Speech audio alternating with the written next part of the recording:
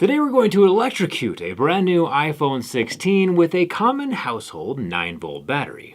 I've always wanted to say that. Specifically, we're going to electrocute the battery inside the iPhone 16 since it has an electrical debonding adherent under the battery where if we shock it with 9 volts, it should just fall away. Fun fact, and not many people know this, inside a 9-volt battery isn't just a singular coil like you might think, but actually 6 individual stacked battery cells all wired together to make that 9 volts. Tearing down a 9-volt battery isn't necessary for the iPhone battery removal process. I just like seeing how things are made and where energy comes from. And speaking of energy, lately I've been getting my energy from the nutritionally complete Huel Black Edition ready-to-drink bottles from my channel sponsor Huel. Keeping track of what I eat helped me lose about 15 pounds last year, and it's time for me to get back on track. Huel is calling their Black Edition ready-to-drink bottle Elite Nutrition, and I have to agree. Every bottle has 27 essential vitamins and minerals, with all the carbs and fiber to make a complete meal. With my favorite part, 35 grams of plant-based protein. And there's always the powdered mix. Conveniently blend your own powder, and each bag holds 17 meals ready to eat in less than 5 minutes. At exactly 400 calories, it makes calorie counting much more easy. I mix and match for lunch depending on the day and how much time I have. Also, these ready-to-drink bottles are now available at GNC stores, where you can just go in and buy some immediately. Because when you're hungry, you're hungry. You don't have to take my word for it though. Huel has sold more than 400 million complete meals in more than 100 countries. And if you don't enjoy it, there's a 30-day money-back guarantee. Strawberry.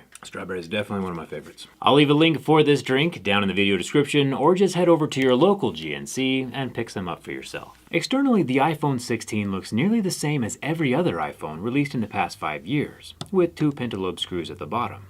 Internally, though, things are very different. The words Apple and repairable aren't normally spoken in the same sentence, but the world is changing.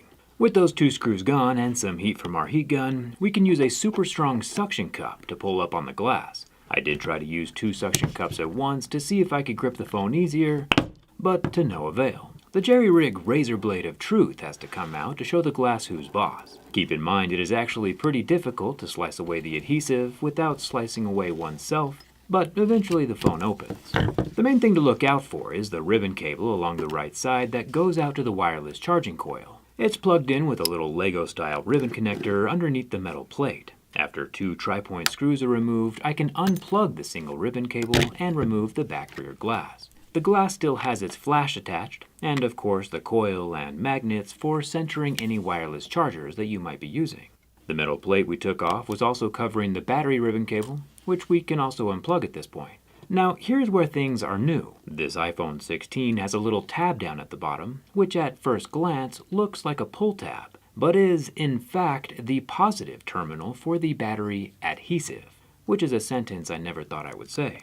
We can take our 9-volt battery, or any power supply between 9 volts and 30 volts to accomplish the battery removal. The higher the voltage, the quicker the battery will fall away. Before electrocution, the battery is extremely secured and adhered in place. Prying this guy out safely by force alone would be impossible. If we attach the positive electrode to the terminal at the bottom of the battery, and the negative alligator clip to the screw near the USB-C port, we can let Thomas Edison do what he does best. The adhesive strip underneath that battery right now is apparently made with epoxy laced with electrically conductive liquid, which is formulated so that electricity can break the adhesive bonds that are securing the battery to the phone. Attempting this on regular adhesive wouldn't do anything. Apple says this process takes about 90 seconds with those 9 volts, and just like all adhesives, it can take longer the older the adhesive is. So if you're repairing an iPhone 16 5 years from now, you might need to electrocute it for longer. And just like that, after 90 seconds, and the easiest peasiest of pries, the battery pops out all on its own, free from the iPhone housing. This might very well be the coolest thing Apple has ever done. No prying, no crying, no solvents, the battery is just out.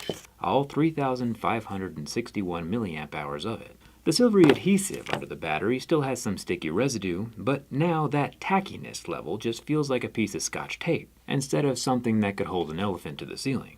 On the iPhone 16 side of things, it looks like this new battery adhesion solution adds an additional manufacturing process after the frame has been anodized. You can clearly see the marks left by the milling machine as it cut through the anodizing layer, probably so the adhesive could better conduct with bare aluminum. I'm not gonna lie, it is super cool to see. The two cameras up top, the 48 megapixel main camera and the 12 megapixel ultra-wide camera above it, both do not have any exterior optical image stabilization. Only the lower main camera has the internal sensor shift, which accomplishes the same thing. The other second most popular repair that someone might want to attempt with an iPhone is a screen replacement. And Apple, who has been feeling extremely generous to us peasants lately, made this pretty easy as well. A well-trained, caffeinated technician could probably do a battery replacement in about 10 minutes, and a screen replacement can be accomplished in about that same amount of time. With a whole lot of heat and the finesse of a razor blade wielding samurai, the adhesive can be gently sliced away from around the border. Anyone else attempting this method would probably lose a finger, but I've got a decade's worth of experience and currently have more fingers than I need. This time around, the screen opens to the left, just like a book, which is probably something you should pick up once in a while if you live here in the USA. With 2 more tri-point screws removed, and 2 more metal brackets gone, and 2 Lego-style ribbon connectors unplugged, the screen is now free to be swapped out and replaced. Apple makes all of their repair guides available for free on the internet, which is flabbergastingly impressive. I think Apple realized that the vast majority of people would never attempt something like this, so they just have nothing to lose. However, those new repair guides do go all the way back to the iPhone 12s, which can now be found for pretty cheap online. So buying an old broken phone and attempting to fix it, even just as a learning experience, is now pretty affordable, and I highly recommend it. Fixing stuff is a lost art these days, but it's one of the most useful skills a person can have, and the ladies love it. With the battery in place and the rear glass plugged back into the motherboard, the iPhone 16 still works, as I totally knew it would. If you want to see the insides of your smartphone from the outsides, there's always my teardown skins or grip case. Link is down in the description. And thanks a ton for watching. I'll see you around.